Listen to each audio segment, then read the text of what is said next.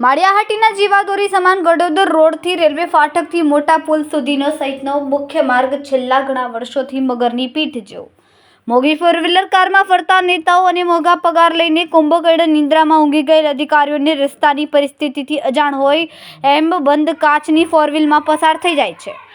આ રસ્તા પર શહેરની તાલુકા સેશન કોર્ટ, સરકારી હોસ્પિટલ, બેંકો, વન વિભાગની કચેરીઓ, ખેતીવાડી ખાતાની કચેરીઓ, માર્કેટિંગ યાર્ડ સહિત મહત્વની કચેરીઓ આવેલ હોય અને સંસદ ધારાસભ્ય અનેકવાર અહીંથી પસાર થાય છે। મામલતદાર, તાલુકા વિકાસ અધિકારી તો દિવસમાં 2 થી વધારે વખત પસાર થાય છે, પરંતુ રોડની પરિસ્થિતિ અજાણ જ છે। હોસ્પિટલ જતા દર્દીઓ સારવાર મળે તે પહેલાં જ વધુ બીમાર પડે છે। પ્રસૂતિ માટે જતી મહિલાઓ માંડ હોસ્પિટલ પર પહોંચે છે। હાલ ચોમાસું ગયું ને માવઠું પડ્યું હોય અને રસ્તા પર કાદવ કીચડે સામ્રાજ્ય જમાવ્યું છે। ખરાબ રસ્તાના ખાડામાં પાણી ભરાતા અનેક લોકો મોટરસાયકલમાંથી પડ્યા અને લોકોને વાહનોમાં ભારે નુકસાન થાય છે। ત્યારે હવે આ વિસ્તારમાં કોઈ મર્દ નેતા પ્રજાના વેદનાને વાચા આપશે કે અઢંગ અધિકારીઓ સુધી પ્રજાની વેદના પહોંચશે કે પછી આગામી ચૂંટણીમાં પ્રજાએ વિસાવદર વાળી ફરજ કરવી પડશે। રિપોર્ટર પ્રતાપ સિસોદિયા, માળિયાહાટીના।